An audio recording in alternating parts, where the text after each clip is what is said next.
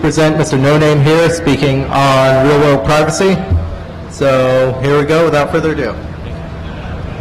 Alright, thank you guys for showing up. We've seen a lot of talks out there where people are going, hey, you don't have any privacy, we've all heard the Scott McNeely deal, privacy is dead, blah, blah, blah.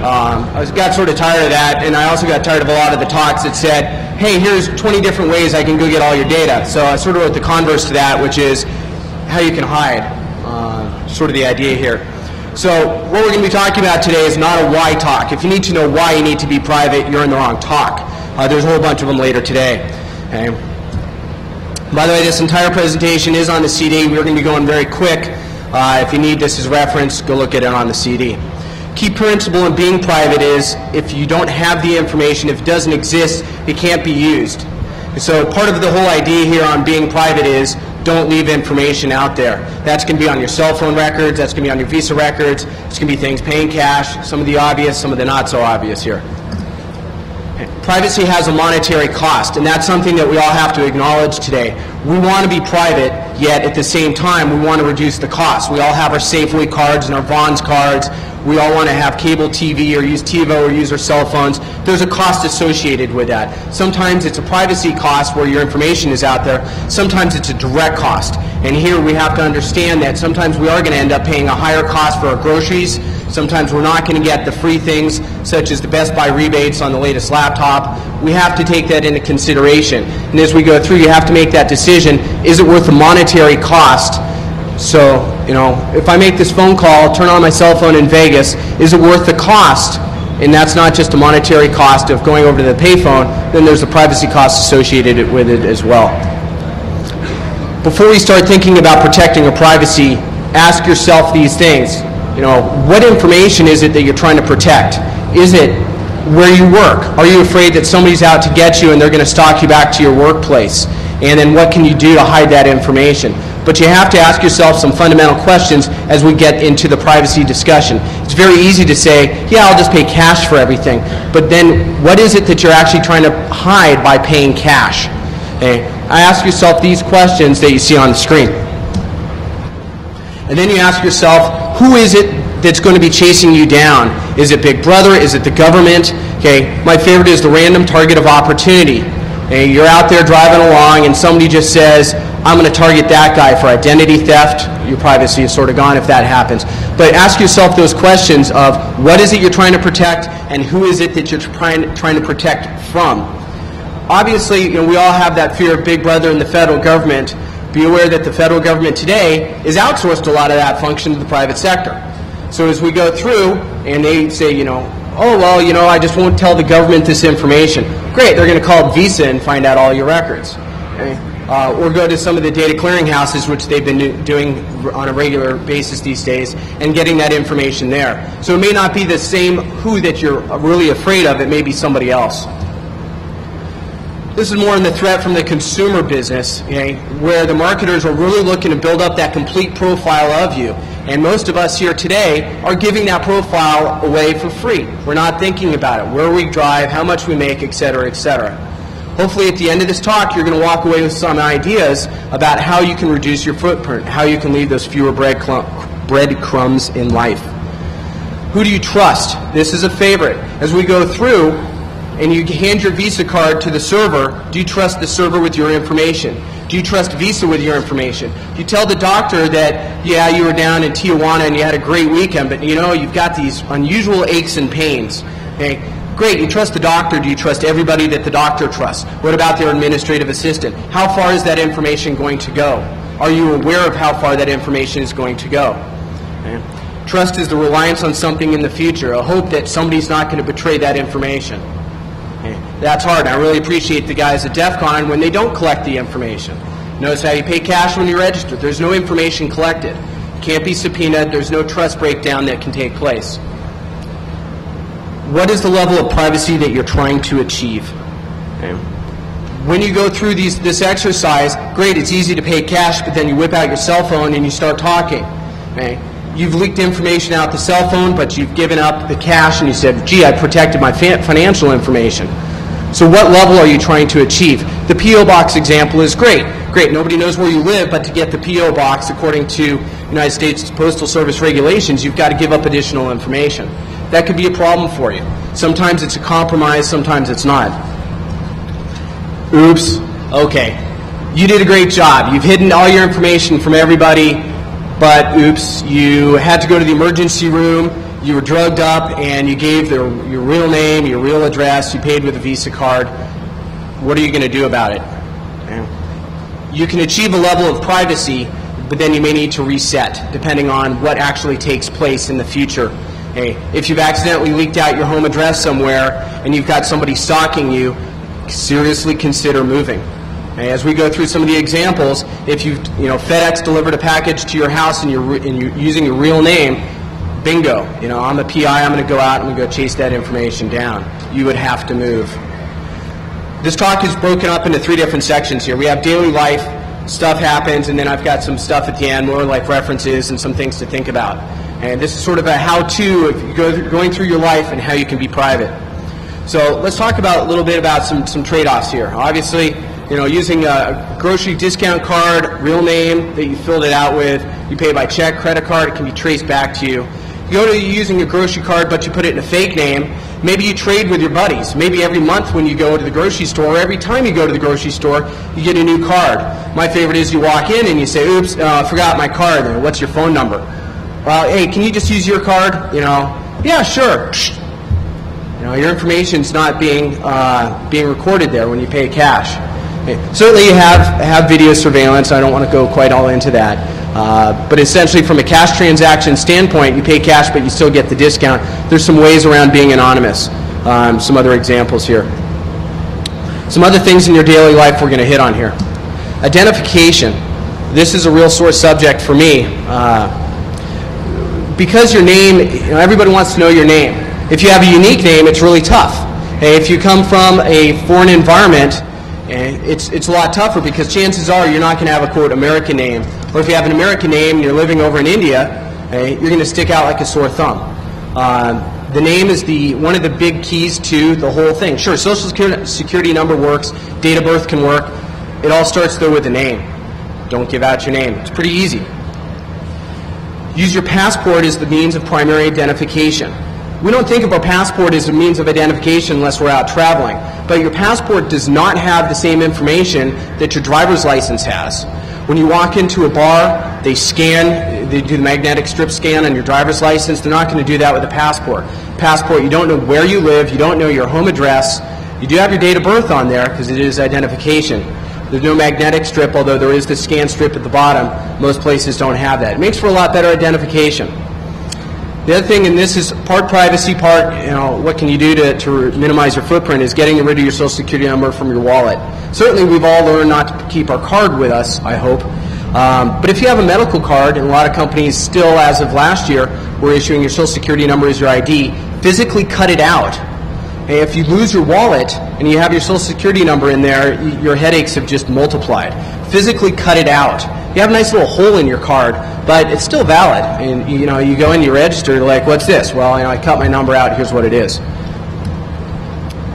If you use an alias, and I do recommend many aliases for many different purposes, don't use this alias as an intent to defraud. This is not a defraud speech, this is simply a privacy speech.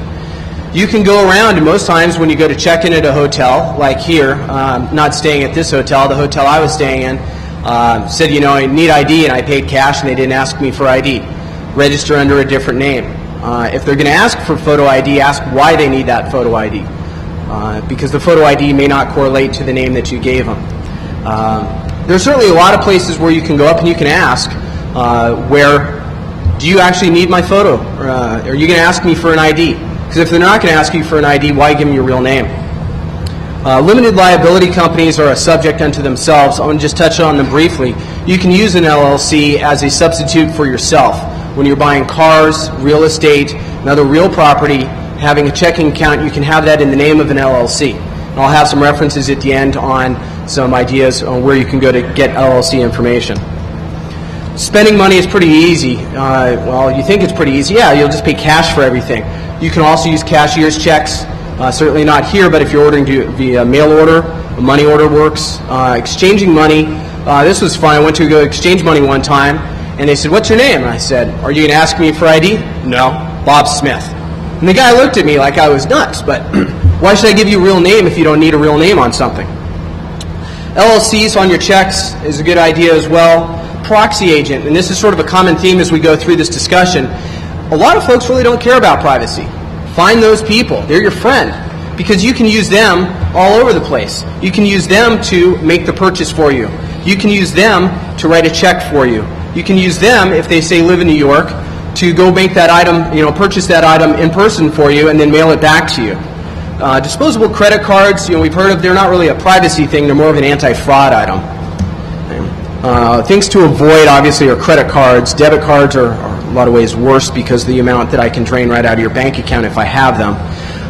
Wire transfers are a real headache, and not too many people do these days, but there's very strong ID requirements, especially for international wire transfers. So moving large amounts of money is also a challenge, and we'll get to that in a couple of slides. Credit cards are tough because not only do they conduct the actual transaction, but if you read all the fine print on your credit card, you're going to find out that stores, and I found this out once, will actually get your home address, your mailing address, from the credit card issuer. So it's no longer like a cash transaction. You have to not think of it like a cash transaction, because now all of a sudden they're getting more information from you, more information than you thought. So if next time you shop at a jewelry store, and you pay with a credit card, and all of a sudden you start getting jewelry store flyers, a little tip off there. You can also trace where the person goes. It's great when you see somebody's credit card, literally time and date stamp everywhere they've been around the city. Right? Not really a good idea if you're looking to hide, or just be private. Concerns about spending cash. Cash, as I said earlier, is great. We all think, yeah, just spend cash. But there are certainly concerns, and you need to think about how you're going to handle those. Plane tickets, you pay cash, you're going to go get flagged. Okay, so there's a trade-off there. Do you want your Visa record to be flagged? Do you want your person to get flagged at the airport? Car rentals are a real bugger. I've tried this many times, and cash, you end up giving them a lot more information than you might think. Having your serial numbers on cash recorded because they think it's counterfeit. I don't know. Think about what happens when you make large cash transactions and carrying around large amounts of cash. In the U.S., there are legal issues in spending a lot of cash. We've all known about the $10,000 limit. There's a couple of others. When you buy the monetary instruments between $3,000 and $10,000, let's say that you want to buy a car, and the guy says, just give me a cashier's check, and you go get a $5,000 cashier's check. That gets recorded. There's also a thing called the suspicious activity report, and banks are these days very gun shy and very willing to fill these things out if they think anything suspicious comes along. Large monetary transactions raise money. To spend money, you need to get it, and I'll let you guys review this one on your own time. Where are you going to get your money? Is it a bank? Are they recording you?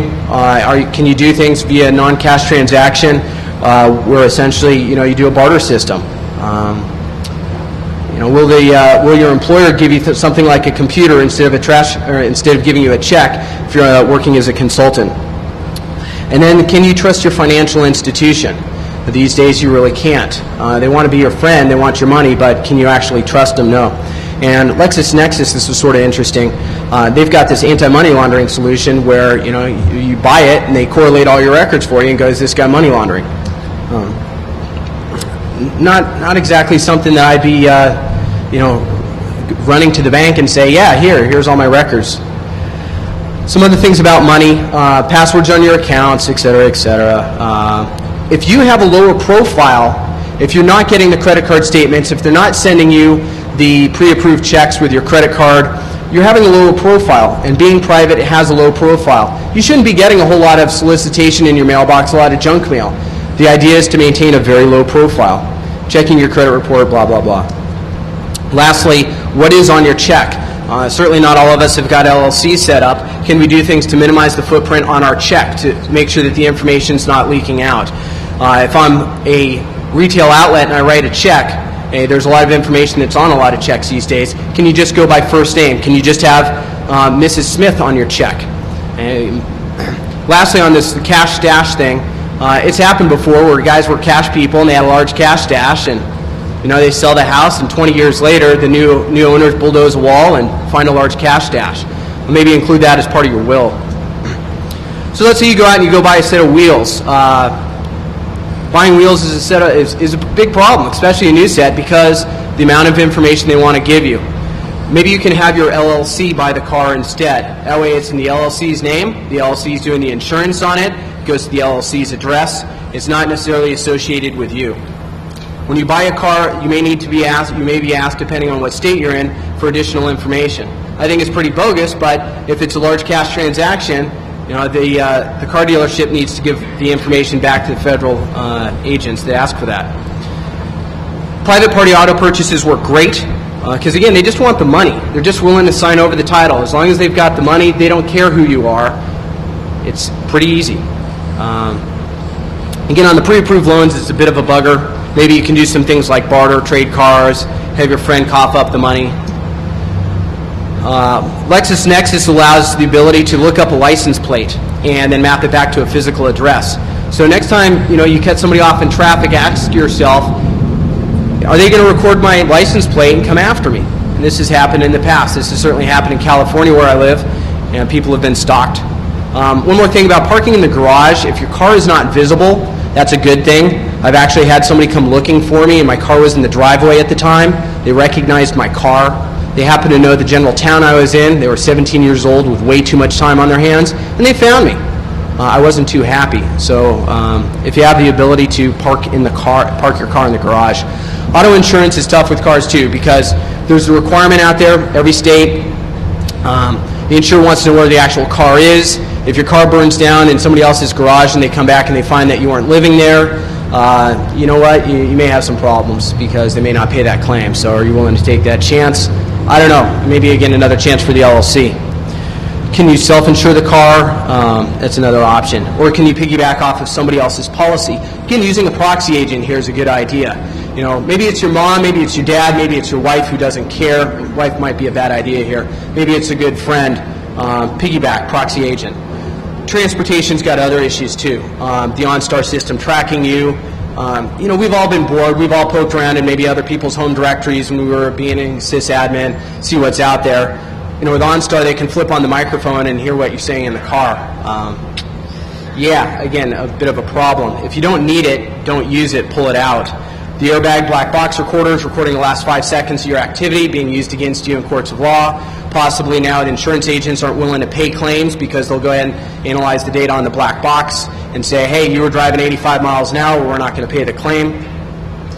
Part of that ties into usage-based auto insurance now, where they're tying GPS systems, recording how many miles you actually drive. Have to read the fine print. Ask the questions. Here's some of the threats. You know, OnStar using to track bank robbers, talking about way of automobile tracking. There's issues, and you know, if you want to be private, maybe you don't have a car.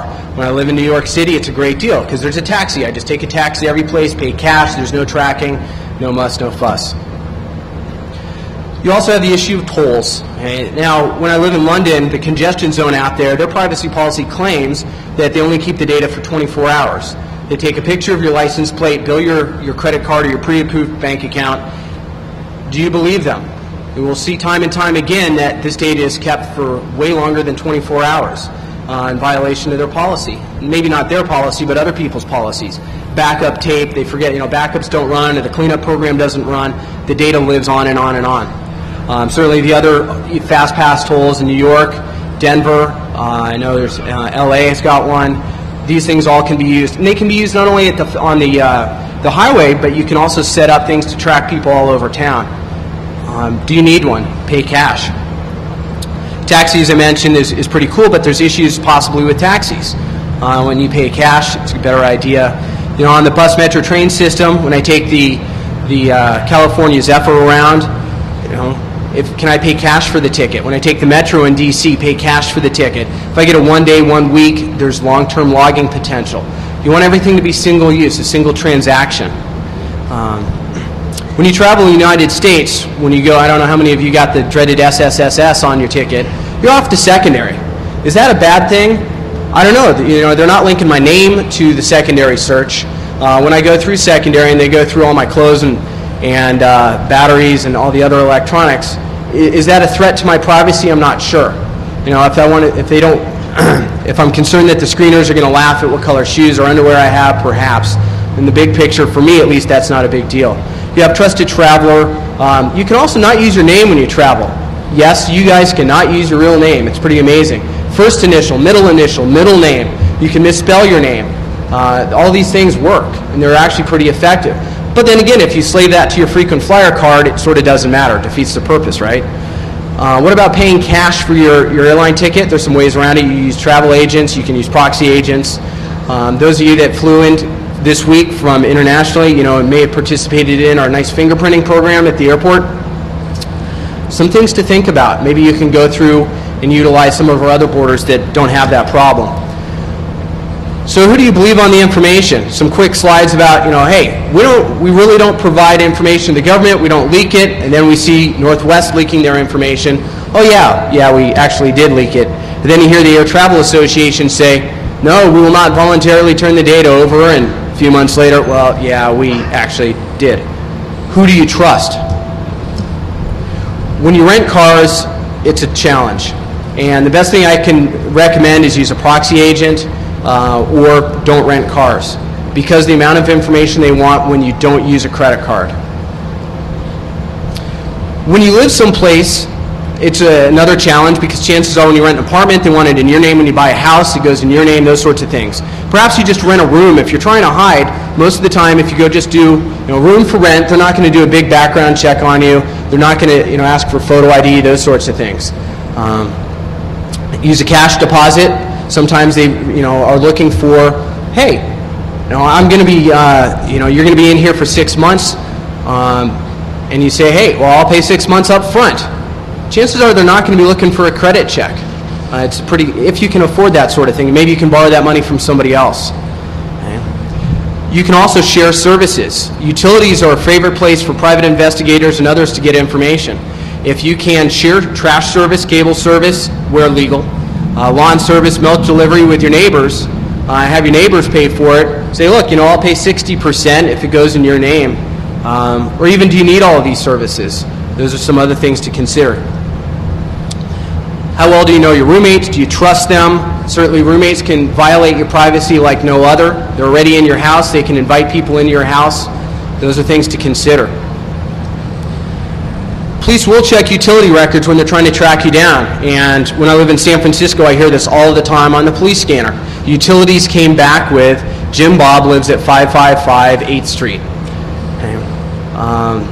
Private eyes routinely use this information. And property records are public information as well. So if you own property in your name, it's very easy to track that down. It used to be a lot harder because you had to go to the county or the parish where that information resided. Of course, now all that information is online. Delivery companies are keeping a database of where you live, and they don't use this necessarily for law enforcement purposes, but if Jim Bob gets a package and it goes to the wrong address, they may have a better idea of where he actually was supposed to be going, or where that package was supposed to be going. And a lot of people have access to that information. Never piss off your neighbors. Okay, this is good for you, this is good for your neighbors. Your neighbors can certainly call the cops and say, hey, I think there's a weed farm in this guy's basement. Okay? They can really make your life hell. And the best thing to do is either ignore your neighbors or bake them lots of cookies. Okay? You also have things like neighborhood directories. And how many people think your neighbors actually shred the neighborhood directory that has your name, your address, your phone number, your email, your hobbies, maybe where you lived in the past? All that information tends to be on the homeowners association website or whatnot. Yeah, not really a good idea. Now, we also watch the news every once in a while, and we see, oh yeah, Steve, yeah, he was a real kind of suspicious guy. He had a lot of computers in his basement. I could easily see him being the guy who murdered his neighbor. You're building up that profile, and the idea here is to lessen your profile. The repairman on Slashdot, I think it was late last year, there was a guy, sysadmin out in Virginia, and he invited his air conditioning repairman into his house. In the afternoon, the feds came and paid him a visit. A lot of the repair folks have been given instructions or given advice by the FBI, hey, please help us find terrorists, report anything suspicious you see in people's houses. And this goes to delivery people, this goes to repairman, this goes to a lot of different folks. And some of these folks are actually acting on that tip and playing Big Brother, walking around your house, seeing what's there, reporting it to the feds come and pay you a visit. Trash. If you shred it, you're in better shape. If you never get the information in the first place, you're in the best shape. When you get those pre-approved checks, if you never get them, you don't have to worry about shredding them. I strongly recommend a crosscut shredder. I've personally reassembled strip shreds before because I shredded my password. Okay? Oops. Okay? And I realized how easy it was. The next day I went out and bought a confetti shredder. There's some other things too about where are you taking your trash? What are you putting in the recycling bin? We all want to be environmentally conscious, but what is really going in that recycling bin and what can it say about you? The other thing too is the other stuff that goes in the trash. Maybe you're throwing out a computer, bad for the environment, I know. After you've taken out the hard drive, you won't really want to put it out in front of your house. And when you throw away the TV box, and this is a favorite thing of thieves, you throw out that big screen TV box in front of your house, and what does it say? Hey, I just bought a new big screen TV, come on in and steal it. Think of some other locations for taking your trash. Retail shopping, no discount cards, paying cash. You may have to spend some time up front getting enough cash to buy those new shoes and carrying that cash with you. Also about renting a movie. Instead of renting, maybe you buy the movie. Maybe you have your friend rent it. Maybe you use a fake name. Judge Robert Bork now knows very well not to rent porn movies in his own name. Okay? He's not on the Supreme Court because of that. Phones are tough as well because a lot of folks want credit checks and background checks. They want you to fax in a passport. Proxy agent works. You don't have to give them a social security number. They don't have to run a credit check. Ask what the options are. A bunch of different options here. If you really want to be private, go for a pager, a one-way pager with a voicemail box for your inbound calls. It's not tied to your house. It's not tied to your person. You can return the phone call from payphones, from cell phones that may not be turned on all the time. If you really want to be private, that's the best way to go right now. Because of that, again, that direct association between the physical address and where you live. There's some other options. Please, for God's sakes, don't use a cordless phone. Okay? Even the spread spectrum phones, even the ones that are scrambled, can be easily picked up. Now, I can't go down to Radio Shack, go buy my 49 megahertz scanner and listen to everything you say. It's a little bit tougher than that, but it's an over-the-air broadcast. And lastly, again, opt out. The idea here with the CPNI, or Customer Proprietary Network Information, is folks like SPC are selling all of your phone call information. Now, you can opt out of that, but they may not come right out front and tell you can opt out. Opt out, investigate the privacy policy, or just say, the heck with it, I'm going to go wireless.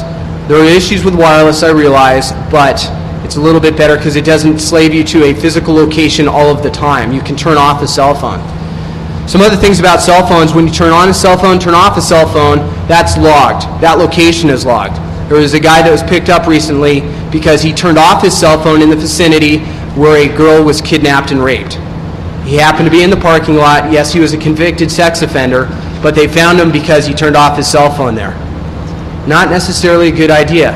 So there is additional logging that you have to think about with cell phones. Calling cards are great in that some calling cards don't pass your calling number information. You need to do some testing ahead of time. I just did some testing this week with the MCI cards and found out they don't. I'll let you guys do some experimentation and find out which ones do not pass that information. Also, some of the VoIP providers do not pass the calling number information as well.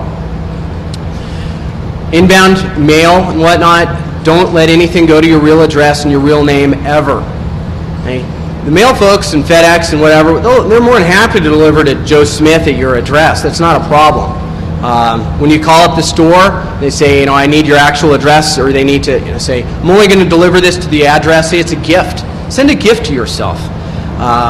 Commercial mail receiving agencies are cool, but a lot of them by law are required to take another ID from you. You can get around that, though, by calling around, because occasionally these folks will get a new clerk in there and they won't take an ID. Mailing from the workplace or mailing to the workplace is also a good idea. It's away from the house, but be careful about that inbound mail. Proxy we've covered. Having somebody else set up the P.O. box or your mailboxes, etc. also works for you. Do you need a functional mailbox at your residence? If you have a functional mailbox at your residence, you're going to get mail there. maybe you just take it down. I mean, why do you need a mailbox if you're never getting mail at your house? It certainly might tip somebody off that you have a P.O. box, but it may also lower your profile. If you take stuff to the post office, you may get recorded.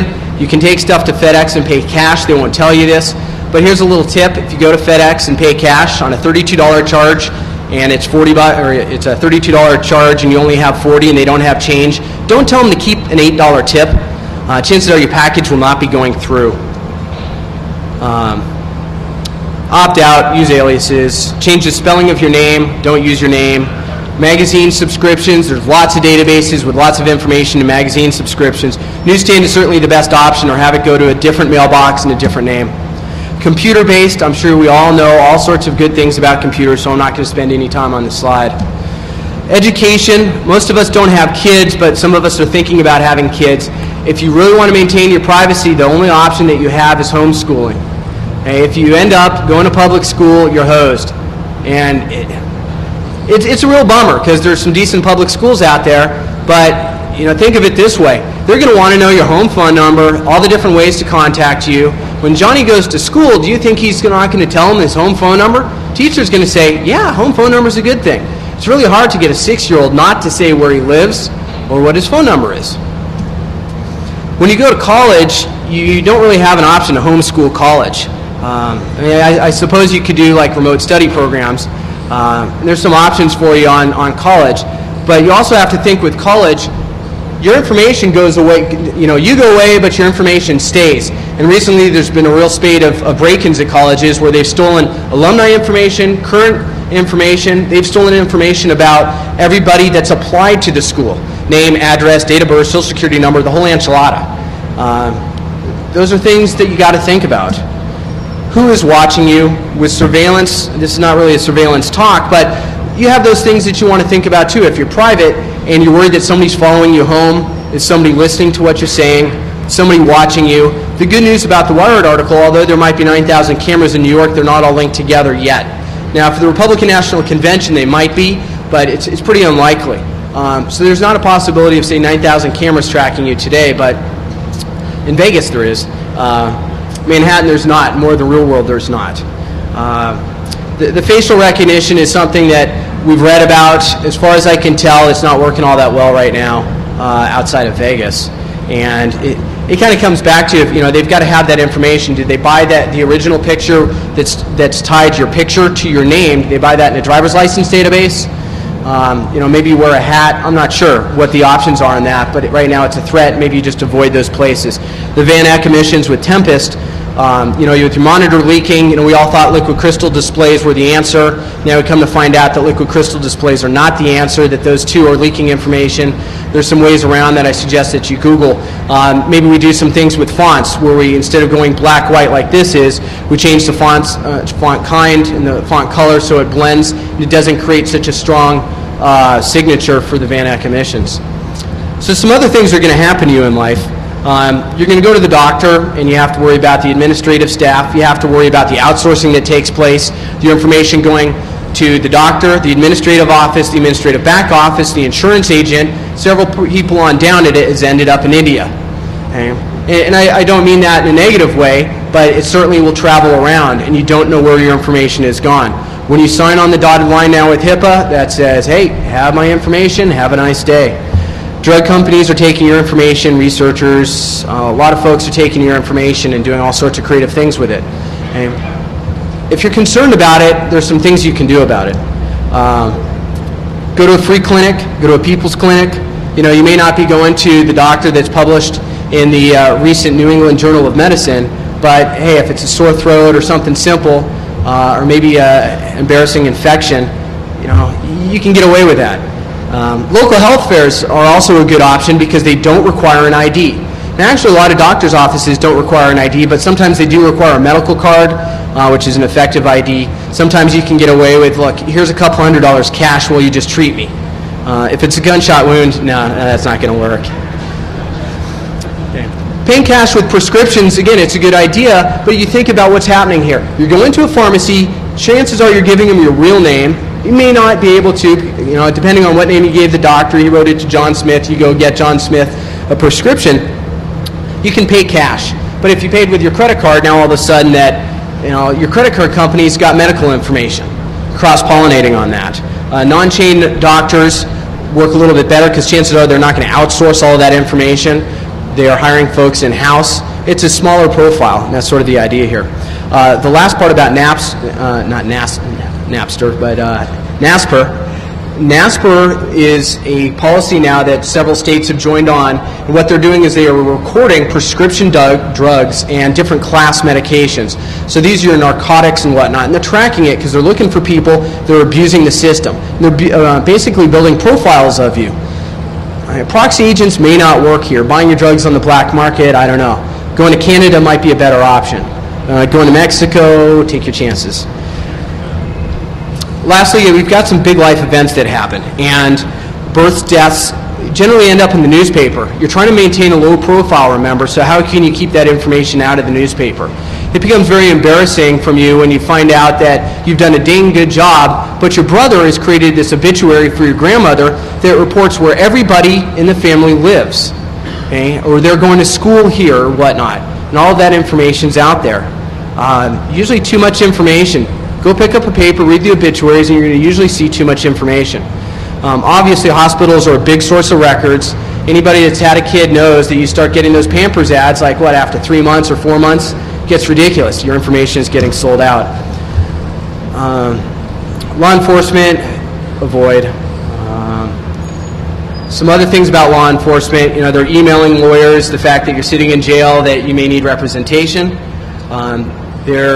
Police are using mobile cameras now, which in some ways is a really good idea. There's a video record, but the fact that they're keeping it around for 90 days, again, it's background information for you. You got a cop behind you or a cop in front of you, they might be recording you. Today, this may not be a problem, but now all of a sudden, if they do automatic license plate identification and say, record that in some database, there's potential for that to grow into be a problem. So here's some just random fun facts and figures. Let me tell you about my flat in Britain. And this is a little bit scary for me, the fact that the Television Licensing Authority can at any moment break into my flat and look for a television set if I haven't paid the television licensing fee. You have different laws in different countries, and you have different threats in different countries, and you have to do the research at each place. Or maybe you have to just kind of play along. Don't stick rabbit ears, in the window. Don't stick a big aerial up if you haven't paid the fee. Again, that's maybe where that sharing comes in.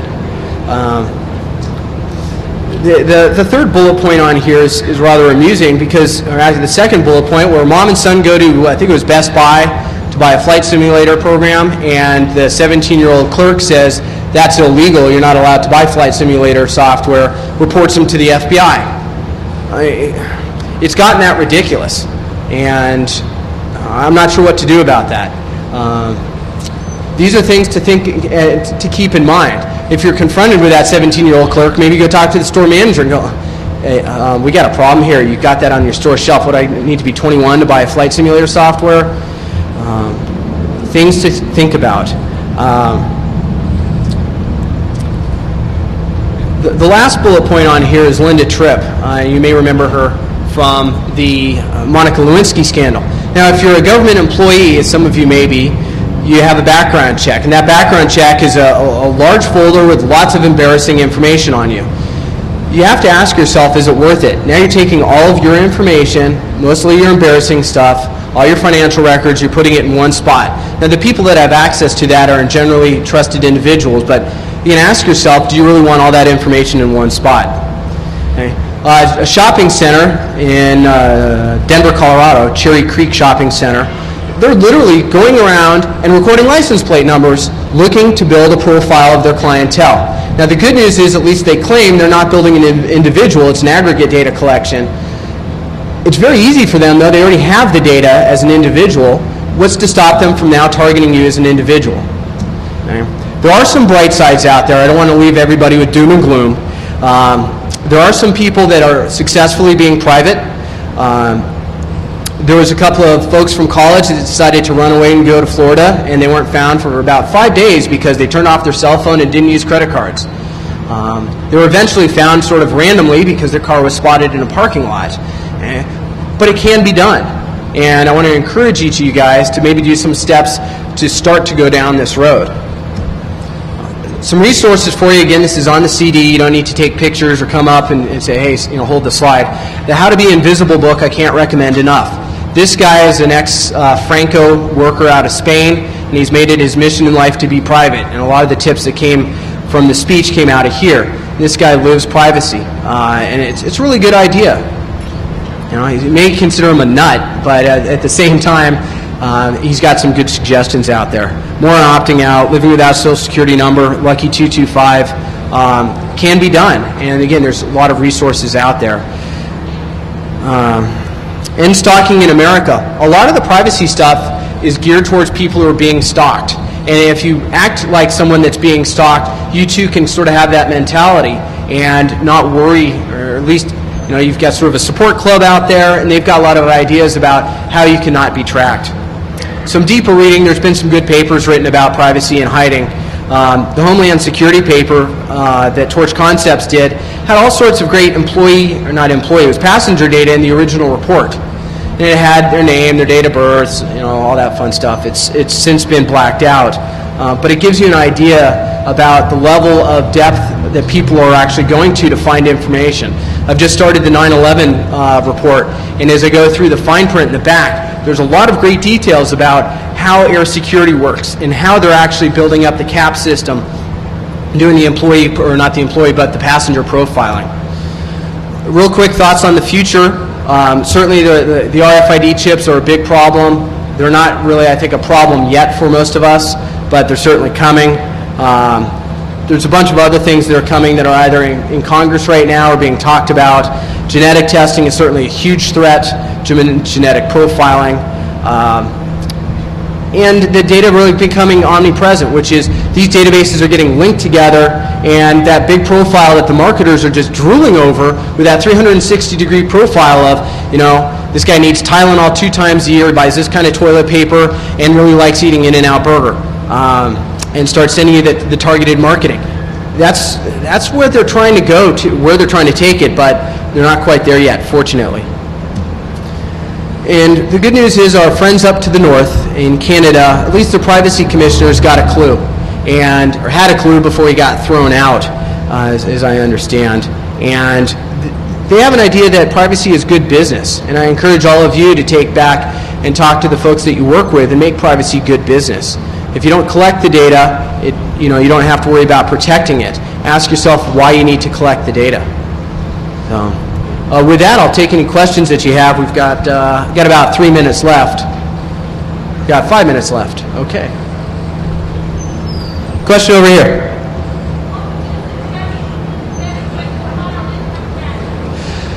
So to file income taxes, that's a good question. I'm sorry. The question was, what's the best way to file income taxes? And in my book, the best way to file income taxes is honestly, because you end up with the law enforcement problem.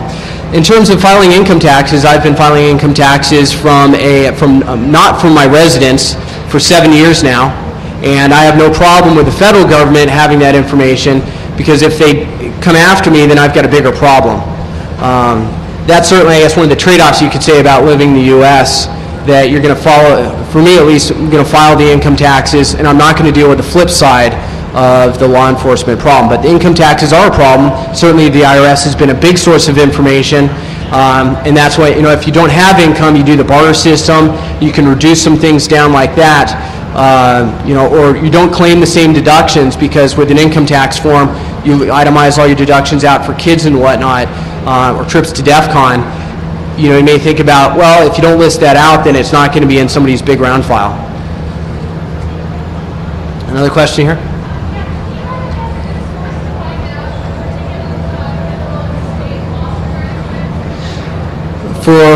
The question was, can you recommend a good source for federal and state laws on privacy? I don't have one particular site. I'm not sure if I've got a good resource out there on privacy.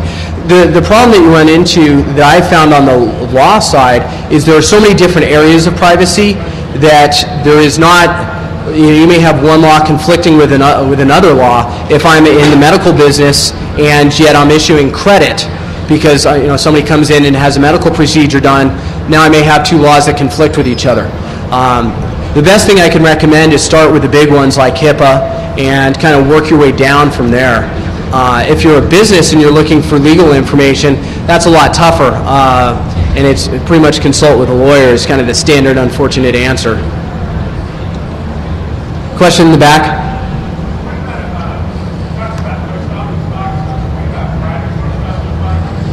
So the question was, what about post office I talked about post office boxes, and what about private post office boxes? There's actually what I call 3 levels of post office boxes, or non-resident post office boxes. There's your regular P.O. box at a post office. Then there is a commercial mail receiving agency like post office boxes, etc. And then you actually can have like your lawyer, or you have a random a street address that can get mail for you. As an example, read about somebody that just stuck up a mailbox on a street, painted a number on it, and started getting mail there. Right? Because if you've ever driven in the country, sometimes there's a whole rack of boxes out there. There might be 30 mailboxes where you put 11 and a half, okay? And you nail it down and you start sending stuff there. And this person was successful at getting mail there. If you go to the commercial mail receiving agencies, there's additional ID requirements, and your best bet on that is to call around and find one that has either minimum ID requirement or use a proxy agent, best friend that doesn't care about it, and have him set it up or have her set it up for you. All right, thank you.